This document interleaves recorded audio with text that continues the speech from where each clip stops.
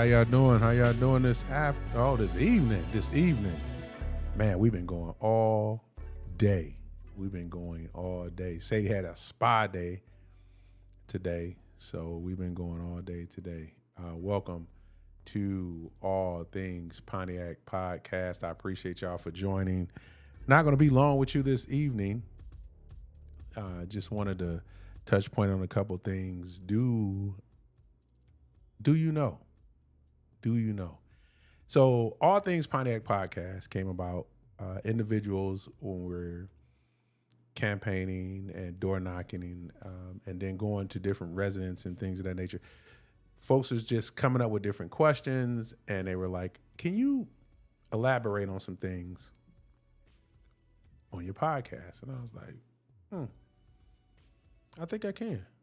Let's do that. And it came after the point of this really came after we were doing forums. Like we had about 5 candidate forums and they were like a minute, to ask questions and things of that nature. So people wanted to know more. And so as I got back out and started campaigning and things of that nature, some questions came up and I was like, okay, I think I'll address that on the podcast. So every Wednesday, we have All Things Pontiac. And when I don't have a guest, I kind of specialize on just specific things to the campaign and specific things to the city of Pontiac. And one thing I wanted to have a discussion about today is the fact that to my not new elected officials, but individuals who are seeking a political office, you're new to this area. Don't get caught up in the mess. Do not get caught up in the mess. If I had a message for any newcomer who's running for office and they have a platform and they want to be known for who they are, do not get caught up with other people. That is the worst thing that you can do. Because people are confused. People won't get confused about what you said, or they won't get confused about who you hanging around. And if you really want to have a conversation about how people see you, look at the people around you. And if those people around you are not uplifting, they are not empathetic towards some of the situations or constituents that you may be coming in contact with, or they have a certain behavior that you wouldn't have around you, that's going to reflect on you. And so if you are new running for a office, you've never been elected, you might want to look at some of the people that you're hanging around and some of the people that's around your camp. Because everybody's not there for the reason that you may think. You running for an elected office. Somewhat that elected office comes with some type of benefit or power or assumed power, if you will, because it really isn't. You might want to, some people link themselves to you because they thinking, hey, this is it. This is my ride to wherever I need to be or wherever I need to go. And so, be careful. Just be careful of the people that's around you. So today, like I say, today's show, we're gonna touch point on a few things. And again, we are live, and we're gonna touch point on a few things. Call in number 248-892-8200, 248-892-8200. All Things Pontiac. We're gonna touch point on a few things here. I definitely want to give an opportunity in the beginning. If you have not had an opportunity to go over to the website and check out the website and our page and what we're doing and sign up for the newsletter, please do so. www.gilgarrettforpontiac.com. It's my SAFE initiative, safer neighborhoods, accountability to the people, financial stability, economic success for all. And so in this particular election, my experience is what carries me. I am the only candidate running in this election that has executive experience in law enforcement, education, and the municipality. And so, and I've worked simultaneously in all three at one point or the other, at one point in time, excuse me. And for me, that was what sets me apart. And when you start talking about keeping neighborhoods safe, when you start talking about accountability, when you start talking about partnering in education, these are conversations that I've had over 2.5 decades. And I'm the only candidate in this mayoral campaign with this type of level of executive experience. And so here we're going to get to the point of the discussion is, do you know? Do you know? And so I wanted to point out very clear the role of the mayor, and it's per the charter. The role of the mayor is not something that I'm making up. It's not something that I need to. It is definitely the role of the mayor, and I want you to see it. And it's in the charter, page 16, if you will. Duties of the mayor. The mayor possesses all powers and duties inherent in being the chief executive officer of the executive branch, including but not limited to A, seeing those laws, this charter, not the previous charter that wasn't passed, this charter and ordinances are faithfully executed and enforced. Executed and enforced. B, presenting the proposed annual balanced budget at least 75 days prior to the start of the new fiscal year as provided by ordinance. This charter and law.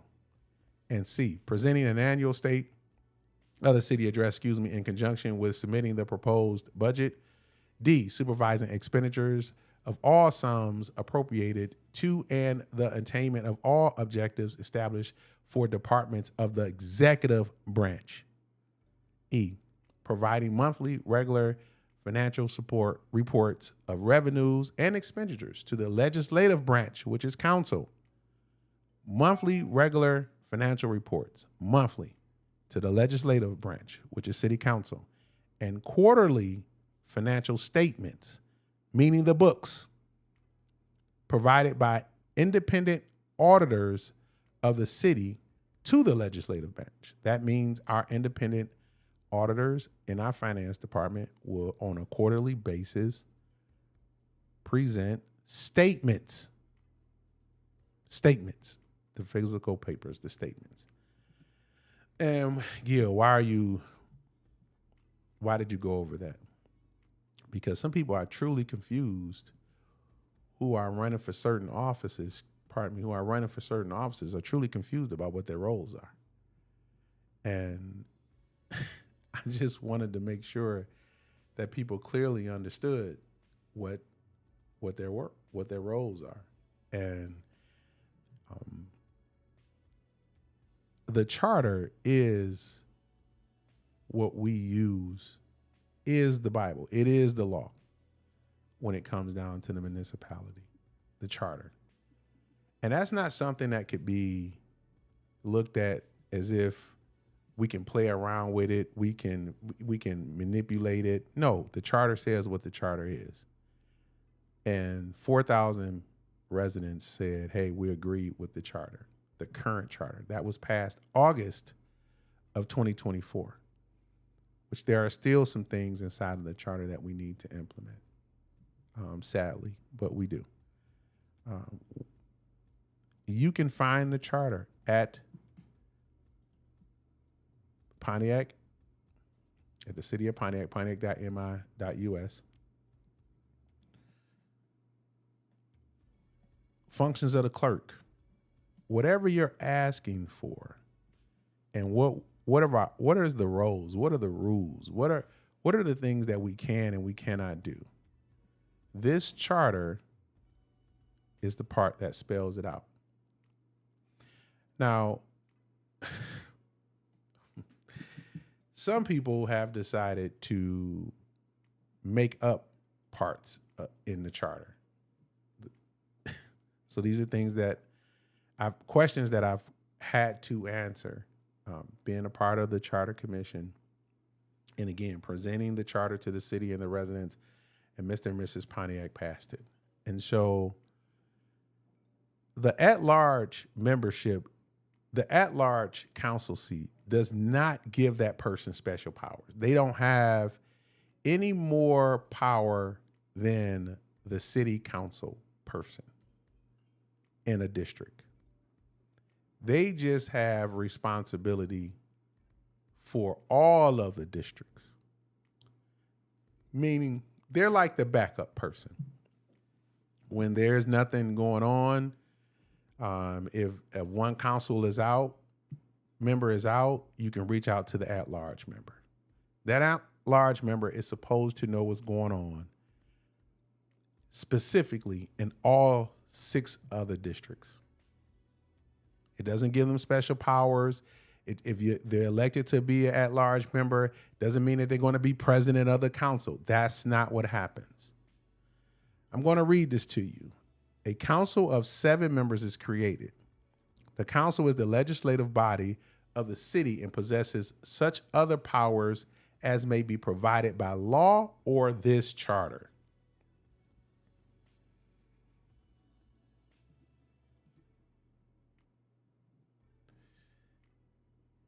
Let me spell this out for you.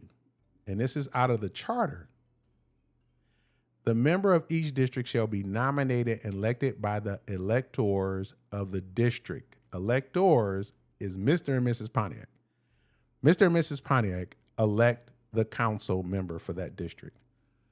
One council member at large shall be nominated and elected by the electors, Mr. and Mrs. Pontiac, of the entire city, except for council members already serving at the time.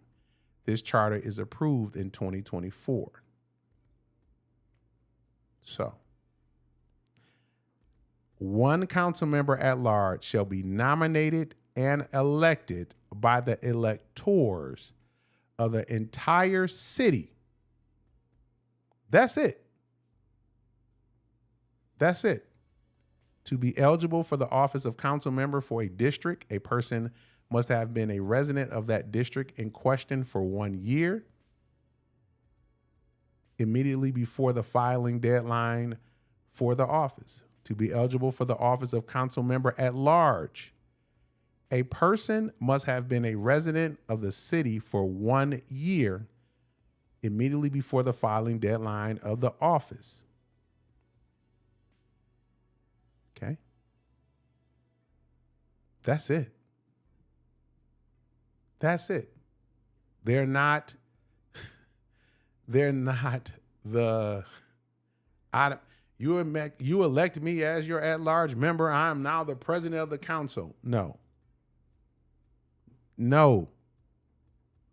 If they've said that, then you clearly understand that they don't understand what they are being elected to or for.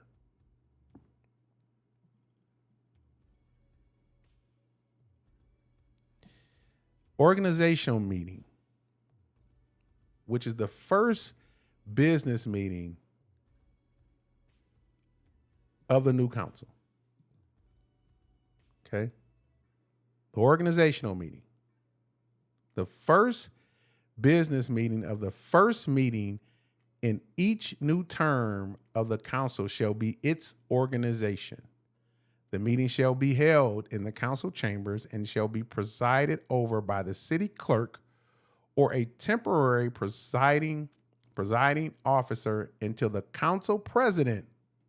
Let me put this up a little bit for you so you get this. Let me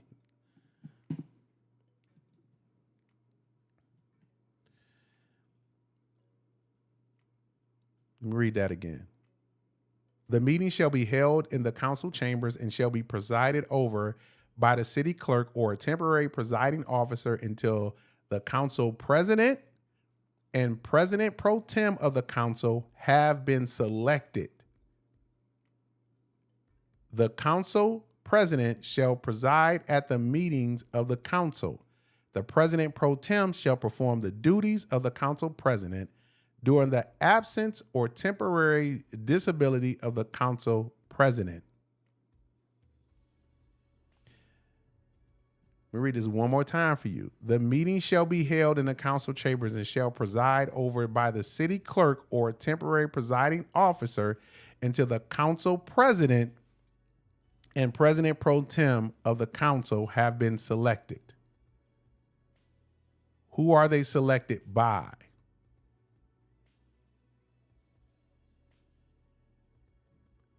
Council members.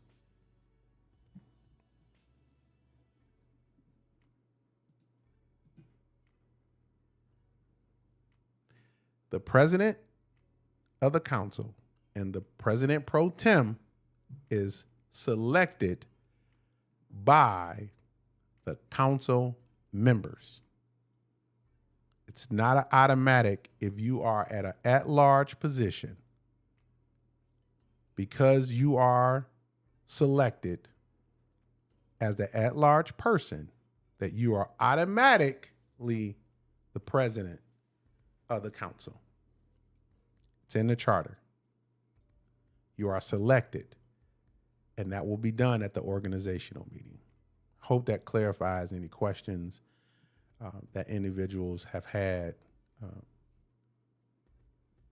as it relates to that position, because I wanted to clarify that and get that going.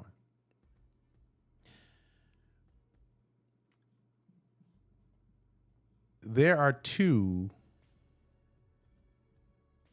We talked about the mayor.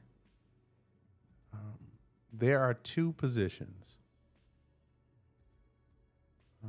There are two positions. Well, not positions.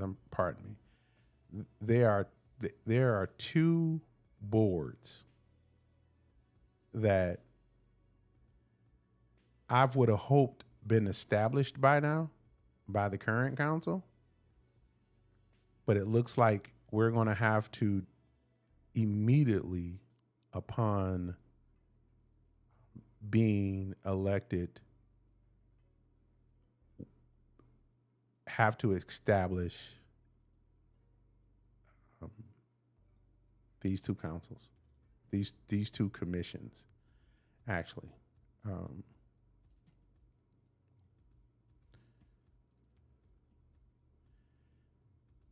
Well, actually two. Well, three. Let's just put it there, three. Okay. We already have a youth commission. Already establishing the charter. Page 36 of the charter. The council may establish a youth commission by ordinance for individuals between 13 and 18 years old at time of appointment. And so what I was able to do and what I've done, because that has not been done, is that I put a youth charter together.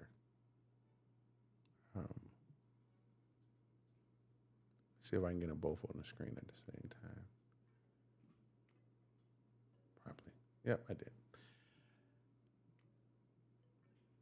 I established a youth council, a youth cabinet in Pontiac, youth council, basically. And so I already have it already written out, objectives. The Mayor's Youth Cabinet of Pontiac is a youth-led advisory body created to empower, engage, and elevate the voices of young people in the municipal government. It provides a platform for youth and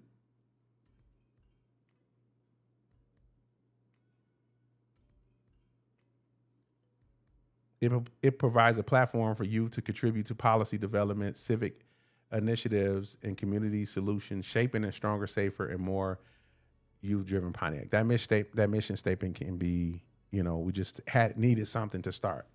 Objectives. Provide meaningful input on city policies, programs, and budget priorities impacting youth. Foster civic leadership, community advocacy, and public service among Pontiac's youth. Bridge the gap between city government and the next generation. Ensure youth perspectives are represented in all areas of city planning, including safety, education, mental health, and recreation. Structure of membership. The composition is up to 15 members. Each Pontiac's city council or district, all local high schools, public, charter, alternative, and an at-large youth position. Eligibility, it says 13 to 18. I had it at 14 to 21. However, we had term limits in there, roles and responsibilities, the mayor's office, key focuses, public safety, community policing, education, access and equity, mental health, when will we meet, engagements, accountability and transparency. And so since folks, and then the launch implementation timeline, month 1 or 2, 3, 4, by the summer, that should be already out upon being elected to mayor. This is one of the first things that we want to get done at Youth Commission. It is vitally important that we make that happen. And we already have a commission, Youth Commission, in May. It says the council may establish a youth commission by ordinance for individuals between 13 and 18 at the time of appointment. So we have to do that. There's no need to reinvent the wheel. We put it in there. The Charter Review Board. The council shall establish a charter review board in the first 3 months following approval of the charter. Now, this is something that they did not do. It was August 2024. We're now in July 2025. The charter said the council should establish a charter review board in the first 3 months following the approval of this charter. The charter review board shall establish every 5 years at any time the council may vote of a majority of its members in ordinance may call for such a board. The purpose of the Charter Review Board is to identify and recommend potential revisions to the city charter to be addressed as outlined by law in this charter. Recommendations will be provided for review and approval by the council for voter approval and for recommendation. How they were selected was 2 members appointed by council, 2 members appointed by the mayor, and 1 member jointly appointed by council president and the mayor. Such member serving as chair of the commission. So whoever the council president and the mayor decided that, hey, this person would lead that charter review board, then that's who would be the chair of the commission. The charter review board shall report its findings and recommendations to council regarding revisions of the charter, if any, within 1 year of the appointment. Council may, at its discretion, submit any of the proposed amendments in whole or in part to a vote of the people in a manner provided for the applicable laws and statutes. So we have things in place. It's just the accountability piece. This is what the charter says. And I'm not here to argue or debate or trying to throw anybody under the bus or anything like that. These are questions that people, when they ask me, or when folks say, hey, I didn't like the charter. I don't like it. There's some things I wish I could have done differently, or you could have done different, or, how do we have input in it? And so per the charter, that's supposed to be established. And it doesn't look like that's going to happen soon. So we've already made plans to making sure that happens immediately. So we are in alignment with the rules of the current charter.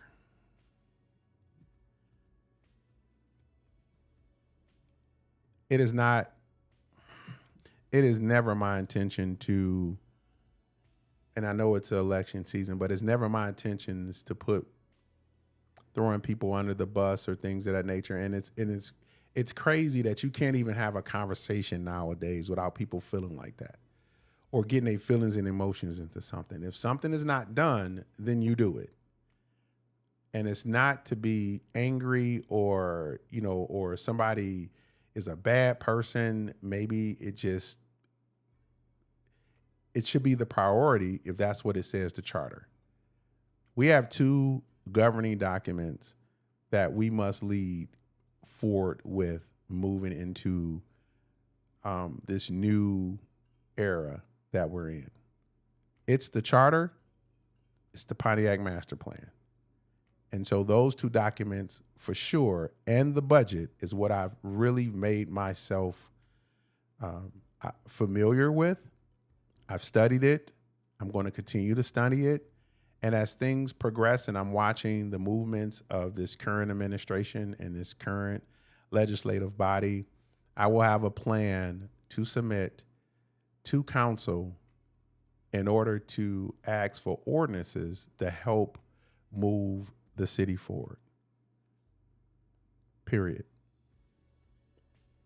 That's the goal. And it's to move us forward because there are some things that we need, but we have to have our rules in place. When we don't have fundamental things done or complete, we lose track and we make up things as we go along. And that's what we've been doing. So now that we have a charter and now that we have a master plan, my administration will follow them to the letter of the law. And we will make sure that the people understand, or at least are aware, very transparent of the movements of this current administration, of my administration. Transparency is very important. And in 2025, with all the available technology that we have, we can make sure that people are not left behind or unaware of the decisions that's being made and where their tax dollars are going. And for me, that's very important, because as things are tightening up soon and have been tightening up for a lot of individuals, that it is important that you do not take away their choice, or you do not give them the information that they need to inform and equip themselves to better budget for their family and make decisions for their household. That's important. And so for our seniors in our community, for those homes that need to be repaired, for dollars that we have had, now that we have CDBG funds back in the hands of the municipality, the programs, when we say we're going to do something, we have to implement the programs, execute them, and then make sure that we are communicating with those who are to receive the dollars, and then making sure that we are in line with the contractors, our own ordinances and codes, to making sure that it gets done correctly. And so it is a lot of work, but it's the work that needs to be done. So that's it. We cannot afford to just blanket move in various ways without looking at the master plan and without looking at the charter. So let's get back to this one part. And if you got any questions, or call in, or shoot me a text message. I'll relay it over the text.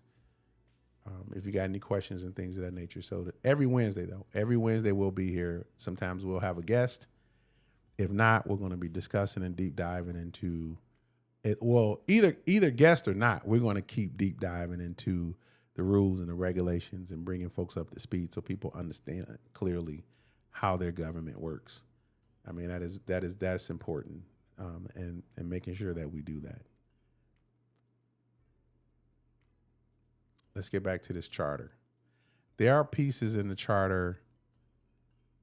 There was a public integrity officer that was placed in the charter. You said, Gil, why do we need a public integrity officer? Let's just be honest.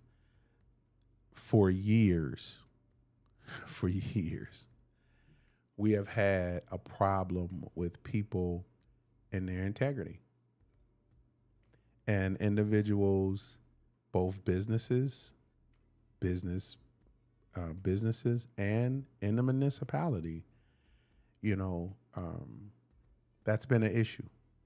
However, with a public integrity officer, which is still not established, should be established. It's August. So it's not like with council not having these meetings, it's not like they don't have anything to do. They're campaigning. And they're campaigning to make sure that they retain their seats. And so at this particular point in time, it just appears that we're in a lame duck session. And that's my point of bringing this up, is the fact that there's plenty of work to do. There's no reason why we should not have weekly meetings. Now, at this point, it used to be where we required weekly meetings where we say they would meet every week. And they were, a few council members, pardon me, both past and present, when we were actually developing the charter, was like, well, can you change it to at least meeting twice a month? And then if we need to schedule special meetings, then we will. Well, there are parts of this charter that's not been implemented since August of 2024. And it's 2025. It's about to be August 2025, a whole year later. There's plenty of things that we could be doing. We don't necessarily have to wait till administration appoints something. There's work that the legislative body must do. And so at this point, I don't know where we're at with that. I'm not there. I don't see it every day. I'm not there. But I do know that we're not meeting, and we don't have another meeting until the end of this month. And so, again, the only assumption that could be made, because there is no communication as it relates to the implementation of the full implementation of the charter, of or how and when it be done. So the public office of public integrity, established office, there should be established an independent office of public integrity. Let me put that up there for you so you catch that. There shall be established an independent office of public integrity within the government of the city of Pontiac. The public integrity officer shall head the office.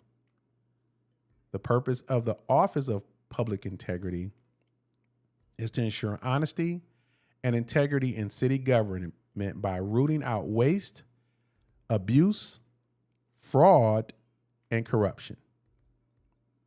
Again, the public integrity officer should head the office. The purpose of the office of public integrity is to ensure honesty and integrity in city government by rooting out waste, abuse, fraud, and corruption.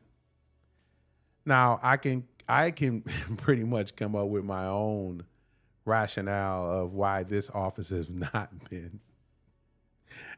been developed yet. Because if it was developed in August or even September of 2024, knowing that this election was coming up this January, I honestly believe that we will be looking at a different election and folks and people in the election. Me personally, so that's neither here nor there. It's not been implemented. It doesn't look like it's going to be implemented. And so the appointment, removal, term, office, and vacancy. The public integrity office, I'll move forward. The public integrity officer shall be appointed by a majority of council members with concurrence of the mayor in writing within 5 days of council approving serving for a term of 6 years. A term of 6 years.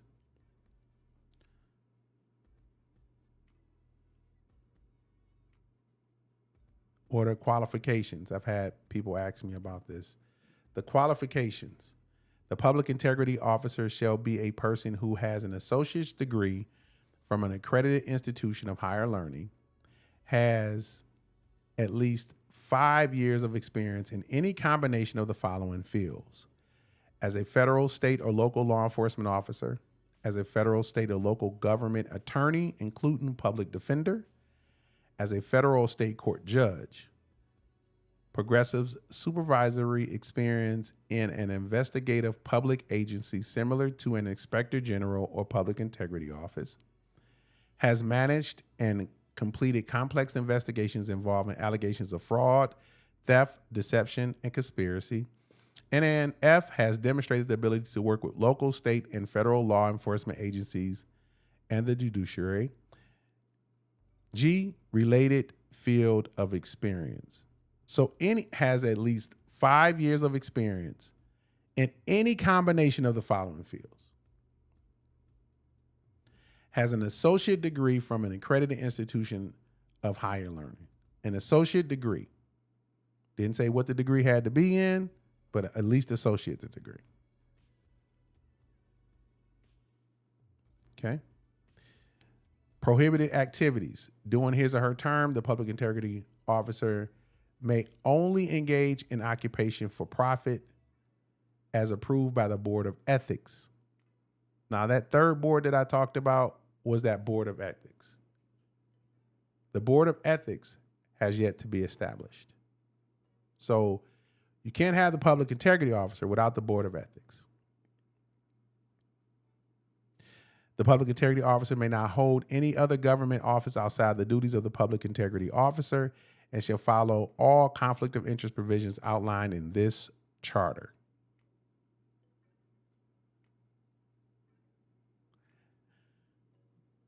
Just a couple things that the powers and duty and jurisdiction. The powers and duties of the public integrity officer and their office shall focus on conduct related to fraud, waste, and corruption of any public servant and city agency, program, or official act. These powers and duties extend to contractors or subcontractors providing goods and services to the city and business entities seeking contracts or certification of eligibility for city contracts. So there is a reason. I mean, you just can look at it now with some of the questions of things that's going on even now of why the Public Integrity Office or Ethics Boards has not been established, or the Charter Revision Commission, or the Youth Commission. The Office of Public Integrity shall have the authority and responsibility to conduct independent and objective investigations into allegations of fraud, waste, abuse, corruption, misconduct in the administration of city programs and operations. When people get to asking about where the money, this is the office we were supposed to happen. So when the charter passed, if this was established, all of the questions around in late September last year, you would have had an answer to where the money was or programming as it relates to the bridge. Youth millage money, ESSER dollars, ARPA dollars, excuse me. Those questions could have been answered in this department legally by the charter that was supposed to be established. The public integrity officer may subpoena, witness, administer oaths, take testimony, require the production of evidence relevant to a matter under investigation, enter and inspect premises within the control of any city agency. The public integrity officer shall serve as liaison between elected officers of the city, including any public servants. Any public servants. The public integrity officer shall provide support to the Board of Ethics, including providing necessary documentations, agendas, and other information for effective operation.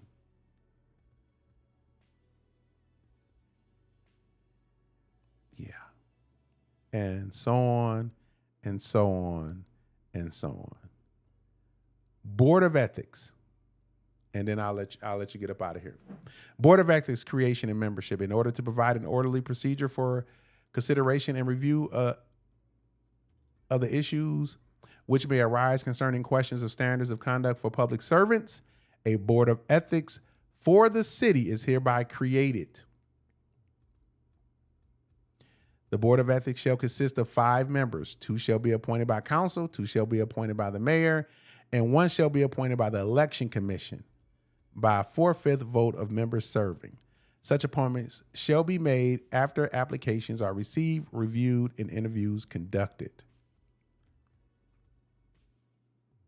Members of the Board of Ethics shall be city residents. All terms shall be 5 years, except for the initial terms. The initial terms shall be 1 mayoral appointment for 3 years, 1 council appointment for 3 years, and all other appointments for 5 years.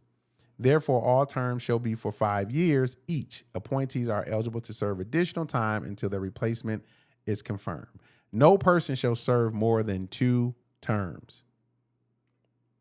No elected official, appointed officer, or employee of the city agency, nor any person serving in an elective office at any level shall be a Board of Ethics member. No one, no elected official, you cannot work for the city. You cannot be appointed to a board or a commission. Members shall also not have candidates for any elective city office for 2 years prior to their appointment or 1 year after their term. So no one who's running in this election can be a part of the ethics board. No one. They have to wait 2 years. They have to wait a year, 2 years, 2 years to their appointment. They have to wait 2 years. And if they are elected, 1 year after their term. So even after their term is done, you only can wait 1 year.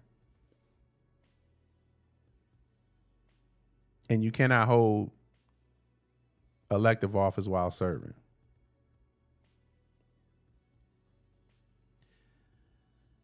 We have it in the charter. We have the rules. We have what we need. It is about accountability and about putting things in place. There are things that can be done now. There are things that can be done right now to making sure we have a safer, a more accountable, financially stable, and a high thriving economic growth for everybody. We have it. It's about following the rules. That's it. And so that's why I can say I am the candidate for the mayoral office. I've served simultaneously in the municipality, in law enforcement, and in the school district. When you talk about safety, when you talk about education, when you're talking about what's going on in the municipality, the current administration, I can tell you exactly what it is. And so if it's about leadership, it's about executive leadership, it's about getting the job done, standing in the gap. If it's about making sure that people clearly understand what they can and cannot do, following the rules. With your help, I'm the next mayor in Pontiac. And so this is all things Pontiac. And so I thank you for joining. I thank you for chiming in. If you like, share, and subscribe, please follow the page. If you haven't had a chance to connect to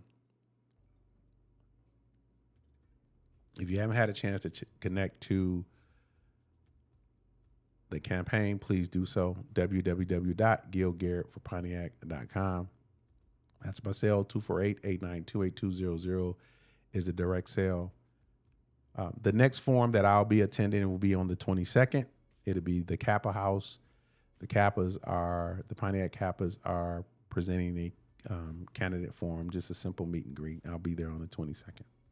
That's the next one that I'll be attending. So God bless you. My SAFE initiative, it's led me, it's led us, it's allowed us to reach some great moments. We can be what we're called to be. The things that I've discussed this evening were simple things that's in the charter. It's a part of our job. There's things that we can implement. So please do not get caught up in the smoke and the mirrors and the emotions. These are things that's supposed to be happening now. We're following the current charter now. They implemented some things, like the full-time council president, where they get paid full services, where they're paid medical benefits. That's implemented. But the work, the other parts, need to be implemented as well. And so, God bless you. Welcome to All Things Pontiac.